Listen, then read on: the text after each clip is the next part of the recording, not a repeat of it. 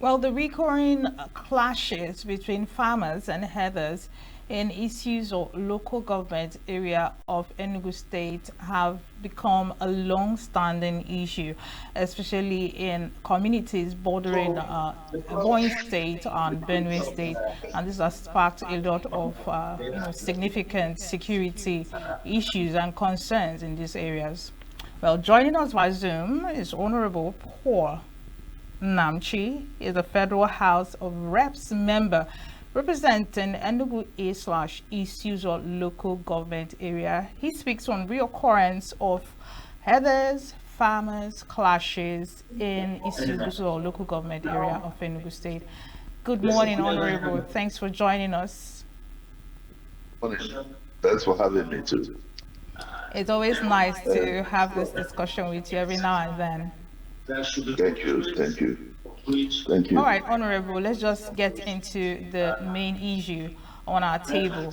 There's been a current clash in your local government. I mean, herders and farmers clash. Can you take us through it? What exactly happened?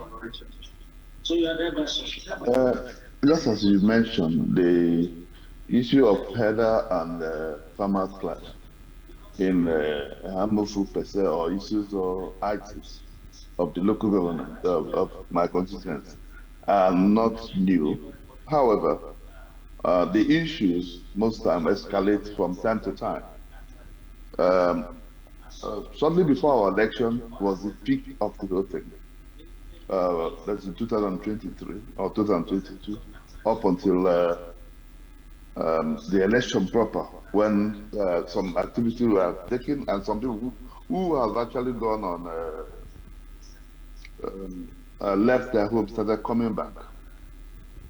When they are sure that they now have the confidence that they're not going to be attacked. Some of them relocated back to their home, was very few retained at the centers of schools where they were kept. But having said that, I just want to give you that there will be, it is not a new clash, but the only thing is the persistence is what matters, what one is talking about, and where maybe that's why also the protest has erupted. Though I didn't say that, apart from where I've raised issues about this. I've raised a lot of motions in the House detailing on these particular farmers header clash. Because on one occasion when I came for a campaign, they were bringing in people like goats, slaughtered people, and bringing them into the town. And it doesn't happen from one place; it happens from many axes. Somewhere in Adoba, somewhere in Mbuji, somewhere in Agwamede, and all those places. Sometimes you also notice a horror issue where some people are killed with, and maybe the horn of Philistine put in their chest. These are quite horror scenes we notice that happen in this area. Having said that, when I moved for that motion, it led also to the then chief of army staff to send some troops into the constituent. The state were led by one Major Onwe. Within that time, everything went down. But all of a sudden, shortly before that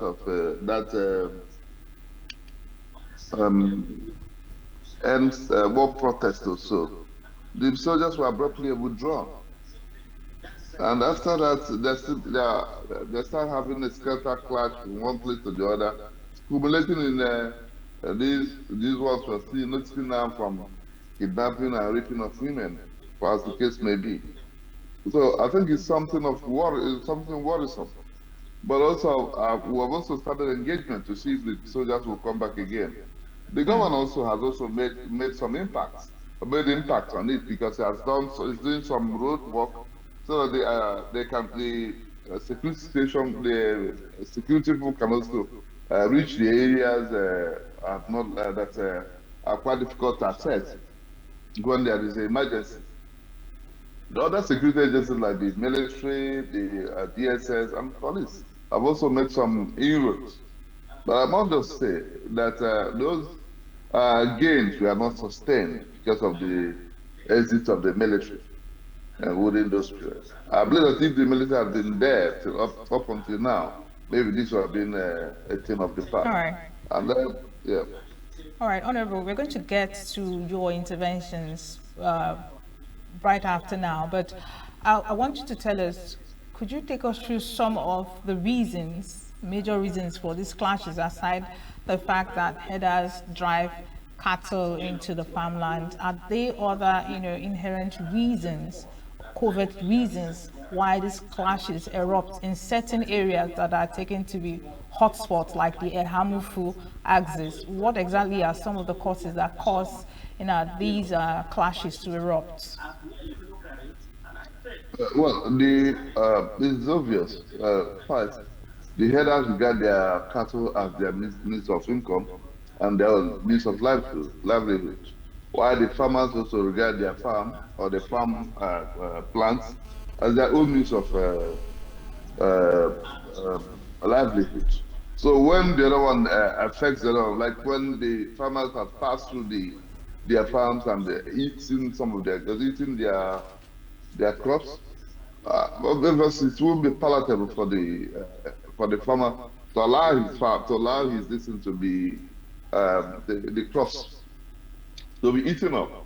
So tempers flare, and the farmers may go after the header, and most of the headers you see them armed with one either machete or some other things. So, and most time the farmers are helpless because they're also there with no munition or anything. So, while that is so, it also sometimes they get angry. And you also know that these farmers are also, these herders also cross over from Benue axis into this place.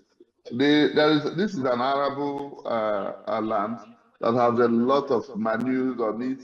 So it's because of those things. So the farmers they fancy the place as a place to drive their farmers drive their cattle for um, nutritious weeks, while at the same time competition between them, those growing their crops and those carrying the cattle, led to the most major reasons leading to this.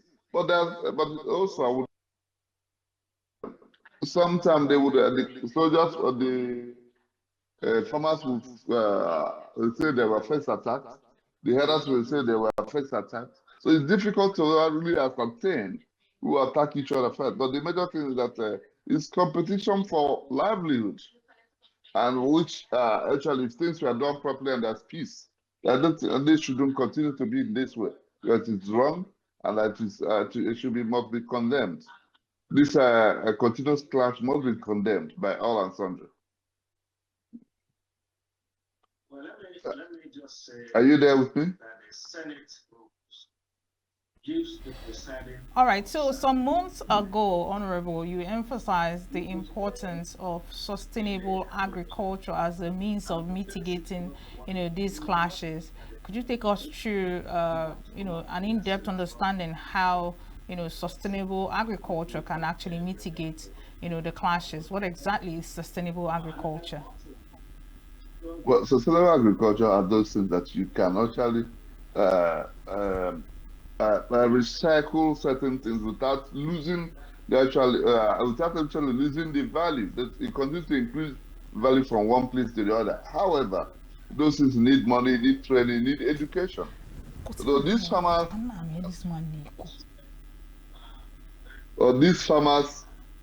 most of them lack those basic education to go into sustainable agriculture. But having said that, the farmers also there's arable lands where they can also do their business, but at the same time, the area you wouldn't say that most times where you apply this sustainable agriculture is where there's little or no land, or where the land is actually being lacking.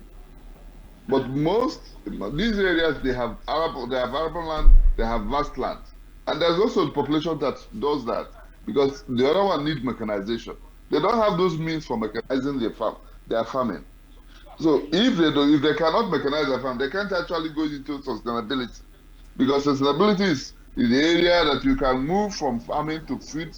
It generates farms. From farms, you generate also from the waste from farm, you generate electricity to make the farms very much um, uh, uh, to utilize the activities of the farm. Use the electricity to also power the farm.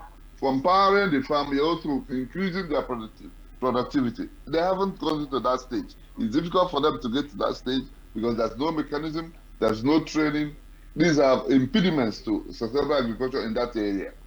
However, you also need a government infrastructure like roads and electricity to also start for people to start doing that. And we also need to engage some people for that training. These things are are still a long way to achieve in such area. But also, but not that sustainable agriculture cannot be implemented in our area. It can be implemented, but certain things need to be in place. So it is far from this area to get talking about sustainable agriculture as a means to curtail herders and farmers clash. They also need to have a government input to be able to achieve such a thing. So for me, I think it's still a long way in that direction to get to sustainable agriculture for them. All right, interesting stuff. But I would want to ask, Honorable, would this be the reason why you proposed a visit by the House Committee to Ireland? You know, is this part of why you made that proposition, and how is it going so far? About 2 weeks ago, we also with the embassy. What's happened was that cardinally, what we are going there for first is as legislators. And that visit would have been shortly before the proposition of our visits. The Irish Prime Minister resigned his position as a Prime Minister. So it becomes that there's no legislature again, and there's no. So the first people who are part of our call is to see the legislators, and from there we start going to other fields. So we waited for them to do election. They just did the election in February, so we're now starting to plan it again. We also think that but ever before ever since then, we've had like 3 or 4 visitors from Ireland. One was in charge of economics, teaching kids economics from early age. We also have one that is Alison, who has also documentation of several students, including Nigerian students, over 1 million Nigerian students in the world and in Ireland. So these are several people we've met, and they're also trying to the former VC, the VC of University of Technology Ireland is also visiting next week. So these are areas we're trying to negotiate with them and see the possibility, because also we need a lot of inroads to be able to get to that El Dorado of sustainable agriculture in Nigeria. We do need a lot of partnerships. We do need a lot of government support, but also collaborative activities to be able to arrive at that spot of sustainable agriculture in Nigeria. All right, Honorable, I do want to take you back to a question I'd asked earlier. I want to rephrase Okay. it this time.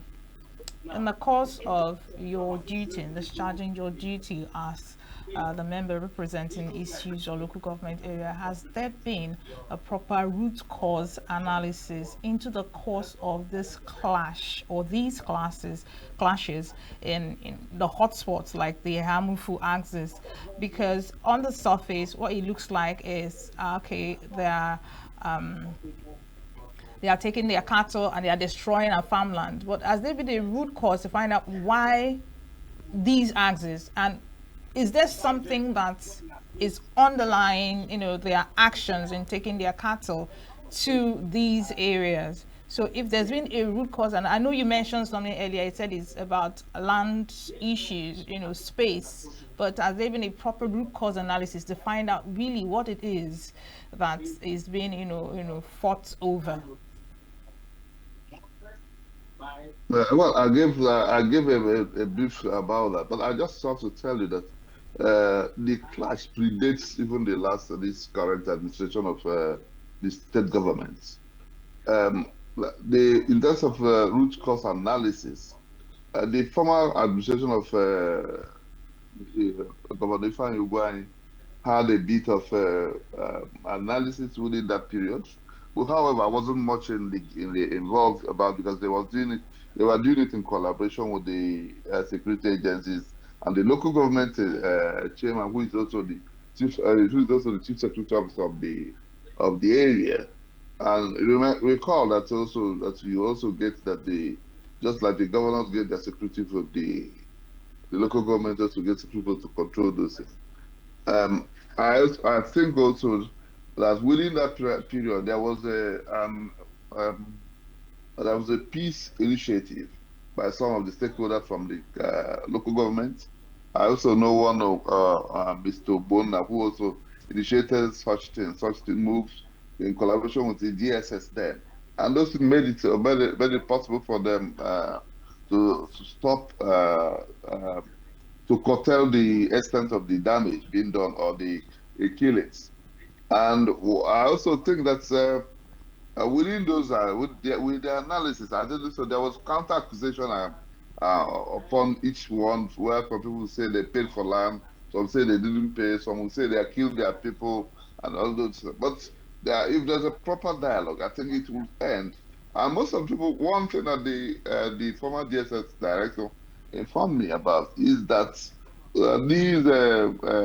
most of the people they are tracking are not actually in Enugu, and sometimes they say they are in Kogi, they are in Benue axis. So most times we find out that the perpetrators of this act are not actually living within them.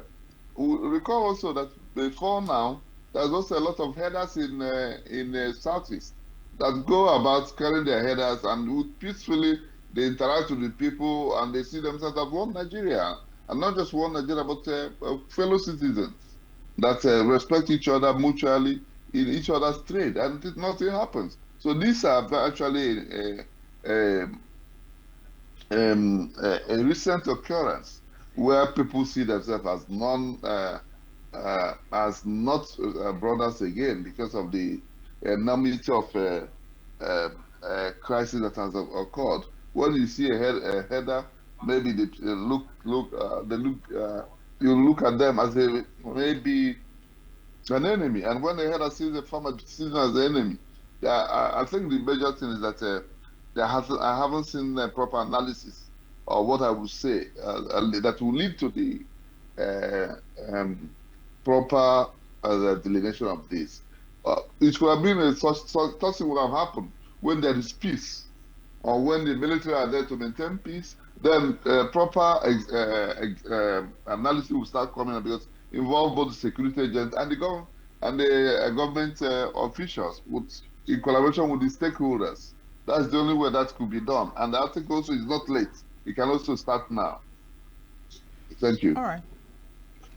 All right, Honorable, but given your position, in the country, wouldn't it be correct to begin the process or to call for a proper analysis, at this time, to bring stakeholders to the table and call for a proper analysis? And that is one. And then on the other hand, you made mention of something, a sort of recommendation from a sort of analysis that was carried out during Governor Ifeanyi administration, and you made mention of a peace initiative, something like that, if I'm not wrong. You mentioned something like a Yeah. peace initiative, and you also mentioned the fact that it yielded some sort of result positively. Don't you think it's something that should be looked at, probably brought out and dusted, polished, and something that we could run with to see if we can get a lasting solution to these eruptions? I think it should be done, but the approaches are different, and administrations are also different. Within those periods, there was also it was being organized in the government house. I wasn't in the government then, but I was following it because I know that I'm contesting the election within that period. But I also know that it is not late. I also know also that the current government administration in Enugu State can also get hold of what is happening there. I think it is not out of place if they can call stakeholders meeting about that, and also if there is a formal report in in the last administration, so that they look into it and see what happened, why did the people actually returned shortly before election, and also what I also want to look at is they should also look into certain the frequency whether when it happens during cultivation, either it happens during cultivation or it happens during harvest. So or during festive period. This is the periods this happens. So could there be element of criminality in it as well? When it happened that people also want to harvest other people's crop? Okay. Are there also any other problem? Does the farmers come when the plants are are much greener for them to eat for them to for the cattle to feed on it, or during the Xmas shortly before the festive period when some catch happen? Is it meant for something? Is it meant to frighten people coming home? But there's a whole lot of things that are one can speculate about. But I don't think this time it is about speculation. It's about action and not words. It's not about also talking. Recently, I've also made an appointment to come and see the chief of defense staff about it and chief of army staff. I hope also that way because when the military were there, it will also create room for peace and for dialogue and also for those analysis you're talking about. So these are also some of the efforts that are being made now. But those things are not so easy because the order for the military to go there to also come from these individuals and not maybe from the states. They can intervene on an emergency basis, but I don't think they have the right to keep people in place in that to keep soldiers in place in those areas. In fact, All the right. Don't forget, people we're in still Abuja know discussing about this. reoccurrence of So, herder and farmer clashes in Isi-Uzo local government area. And I guess via Zoom has been Honorable Paul Nnamchi. He is the member of Federal House of Reps representing Enugu East and Isi-Uzo constituency. All right, Honorable, there's something I want you to talk about and clear the air a little bit. There's been some allegations against Enugu state government, talking about the state actors, that there's this plan or this policy that is looking to cede part of the land to heathers. How true is this? And just take us through, if there is any policy to this, what exactly are the contents of that policy? to be quite candid, I am not aware of such policy, and nobody has actually brought it to my knowledge. And I also feel that no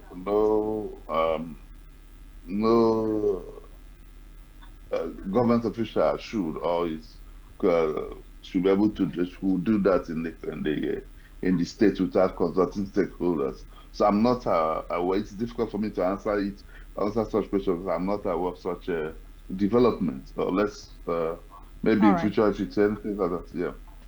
All right, Honorable. So you did mention that there's a lot of collaboration that needs to go into solving this issue, this clash between headers and farmers, especially coming from the government. So what has been the impulse of the state government? Has there been any coalition between the national and the state, over this issue? Yeah, definitely. I've seen the state governor about this, and within the time I saw him when the military were actually arriving. The state was, I was informed. He told me that he's also doing the roads, about 27 kilometers of road, which was a very marvelous thing. I thanked him for that intention, for that huge task. I don't know, for now, I don't know whether they've concluded, I don't know whether they're still there. But there's also now, rainy season, I don't know how far that will go. And also need for them to feed also to give some helping hands to the soldiers when they come. So the state government made such euros before the soldiers were withdrawn. I also know that as the chief security officer of the state, he has a lot of role to play, and which, by what I just told you about he's playing those roles. But I also think that other infrastructure that should be placed there is something like solar power, because also most times when people don't commit crime when it is daylight, most attack comes also happens also seldomly in the day, but more or less in the night. So I also think that if the roads were made, the 27-kilometer road that the president, the governor proposed to do, that he's doing, then if also there's a input of solar light in those areas, it will curtail that. I don't know how, but I also know that he must have a good plan for the area in terms of the security. And I also know that with this, he should also be communicating with I believe that he will be communicating, or the federal or the local government will be feeding him back on what is on ground there. But in my own case, when I met him, it has a lot of efforts. He spoke about on what he's doing and what he's going to do to make sure that there's peace there. All right, Honorable, still talking about stakeholders. What about Yeah. stakeholders at the grassroots, the the uh, kings or the chiefs or the rulers, the traditional rulers? That's the word I was looking for. What are the roles of the traditional rulers in these areas, and what are some of the initiatives that they have actually set up, or structures they have set up to reduce these clashes? Yeah, I know that the Ehamufu Federation or something like that has also set up a security network. But at the time, they also started having which also all aimed at curtailing that.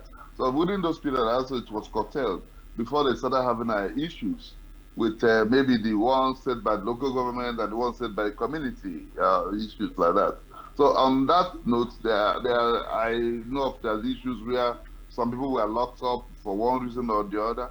So when there is peace and the communities and maybe the local government or charity are in one page, I don't think that should be this issue would actually be off the burner, because they will be able to curtail it. But when there is issues between the local communities and the local government authorities in terms of security maintenance, you will always see this, because it becomes that no man's business. And I also believe that you should also check which one works. If is it the community owned that works or the local government owned that works. I know that some people were, I was told sometime where some local vigilante group were locked up and taken to police and tried to court and kept there. So all these things are the things that you can cumulatively are leading to all this, where uh, um, there is also the local disorganization in terms of those security networks. Then it leads to that, because if you have certain property unprotected or unguarded, you will also get intruders in the place. But when you do that, some people must be there to take their log, look at how things are, this are how things are, because every property must be protected. If you have a property you are not protecting, if there's a nature of vacuum, people get into it, and when people get into it, what they do is another thing is another issue. But I think that there should be the governor, or the government will have to look into that security challenges or security. The disparity in the security and the vigilante network in the area, so that you know exactly who is in charge and who is not in charge. Yeah. But in my own case, I think that is not the area I am. My jurisdiction is to get maybe the federal actors to see what they can do as an input into maintaining peace and order in the area. Yes, talking about your job to getting the federal might to intervene, it's obvious that this issue, these clashes, they are long-standing. Like you even alluded to the fact that they have been there even before most, governments came into power. Now, are we looking at a legislative solution? Are we looking to see a bill, in the nearest future, hoping to see how it can actually bring down these clashes in the nearest future? What are your thoughts? This is a Nigerian problem, actually. It is not a just like the Isi-Uzo and Enugu state issue. There's clashes a lot of places in the country. So I also think it needs also a little bit of a national outlook in order to solve it. Having said that, during the Buhari regime, there were these Ruga or no Ruga activities. But there can also be alternatives to how to manage headers and also manage farmers. Everyone is important in its own respect. But you must also, they said that where we are own right is where other people's right starts. So the farmers should will respect them, but also the headers will also respect the farmers. So I think in that regard, I agree with you that there's need to have a national look at it, and it is not out of place to have a bill in one way or the other to see how we can fulfill it. But also when I'm after making a law, there's also need for implementation. And in this case also is a hand of deck between the executive and the legislators to find a lasting solution to this menace, because you also need food security. Especially even this government has also been happy on renewed hope with particular reference on agri infrastructure and also the building sustainable development, sustainable goals with food security, because if the population are not seeing food to eat, there's always bound to be a problem. So we must find a balance between between the legislators and the executive on finding a lasting solution to this menace of farmers' headers clash in the country. Because it's not only it's talking about the one that happened the one happening in the Hamfas or in the Ebony axis. It's not in isolation of what happens also in other parts of the country. Brilliant. Honorable. So, Now, while we were discussing earlier, I think we were talking about some of the interventions that you have and some proposals you've put forward as well. You mentioned the fact that some structures need to be in place. Now, I need you to elaborate on those structures. Are you referring to political structures or agricultural structures or legislative structures? Could you elaborate on some of those structures that you insist must be on ground before things can move forward in terms of, resolving these clashes? One police station in Isi-Uzo is not enough. The whole local government just have one police station. That is one. Secondly, that means they will have low manpower to maintain this order. Then another thing is that there has to be roads into those areas where there's clashes. So when you call police, they were able to move with their car into the places. There also need to be electricity. So even if it is in the night, they will see where they're going, because also the security men need also to see where they are going. They also need to protect their own life in the event of in their activities or in their services of protecting others. And then when they are there, they also need a collaboration with the community, so that they will know exactly where are you going, where are those. Within the time I was doing that, I invited also people from the CDS office. They also look to try to take care of, to get coordinates of the places. And within that period, I think there was less clashes, but at the same time, these things have to be done. So if you bring security on board or bring them to a place, they should be able to go to those places. They should also patrol without hindrance. Nobody goes to a place so that he also knows that even himself will go and not come back. These are some of the things that will be in place. The cultural one is that the people also have to find a way to make peace with the place. Where is it? Because in any crisis, what prolonged crisis is when you believe that you are the only one that is right. You must also check where you're wrong, and the other people have to check where the other. You be objective about it, and then that's how problems are solved. Problems are not solved by looking at yourself as the only, the other people as the only aggressor, and because it has when the crisis has lasted long, it comes to a situation whereby even both the two parties must have had something they have done that are not in tandem with actions of maintaining peace. These are actually the areas I think that the structures are needed to maintain for this to happen. Thank you. All right, Honorable, before we let you go, I would like to ask you this final question. Now, the things you mentioned, these structures, this infrastructural development seems like a long-term, thing, to happen before these changes can actually come. Now, are there some short-term interventions that you would propose to, ending these clashes? Dialogue. There's no word like dialogue. It would mean the dictionary. There's also a word like compromise. Dialogue, compromise, and all this thing will solve this. But at the same time, they are not. These things are not as going to be a long term. It's not going to be something that you think that the infrastructure will take that. It might not. It might not necessarily mean a tarred road, but they also need access road, rural access road, where people can move from one place to the other and see where they're going. I also need setting up security points for the military in various points in that area. I don't think that's something that will All take right. that All right, but ages Honorable, to do. whose responsibility is that?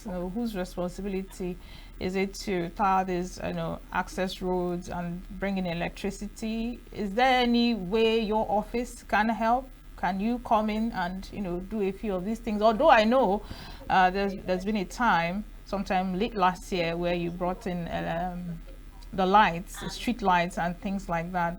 Is this part of your plan in bringing in, these infrastructure to reduce these clashes? So the legislature, the main duty is making laws and writing bills and motions to draw attention to certain things, which we have also done to draw attention of the government into these areas. But also, when it is in our own power to do, that we're able to get lobbying to getting these roads done, access roads, we'll also do it. Well, I know that Minister of Agri does something like a little bit something like that. We've also written them severally about that. The community, some of the people from the community are aware of this. Um, but the thing that sometimes they follow up by the ministry is that very slow, very slow. However, also know that the legislature doesn't have a bulldozers and all those things to do the work. But you could also get those things, see that the local governments will have something like the bulldozers they can upgrade at. They can afford to buy those things and keep with which to make create asset roads. So that might then it becomes that they directly you can do it. They can either use a direct level or use contract to do it. Also, in the same way as in the state government, they have most of them they have the with the legislature having those privileges. They are not the executive that will have these budgets to do those things. But where we can come in is to go to other ministries and cry to them that our people are suffering. Can you come and listen to us? Come and see what we're going through. Can you help? And somewhere some of them feels okay, they can help. Or when we can convince them enough, then I will thank God for that purpose. But that is not the actual act, the actual prerogative from the legislature angle because they cannot implement that. You can only talk. Our duty is to talk. Our duty is to make our people heard, have the voice of our people heard, and also to make sure that those amenities, the one who can pull down, will do that. The one that will collaborate with state government or local government will do that. But there also needs to be a synergy between these arms of government and where our people are represented, irrespective of party. What we need is peace in our land. All right. Thank you so very much, Honorable. Thank It's you. always a pleasure having you have these discussions with us. Thank you so much. My pleasure. Thank you for having me. Absolutely. Save Nature TV. News in your pocket.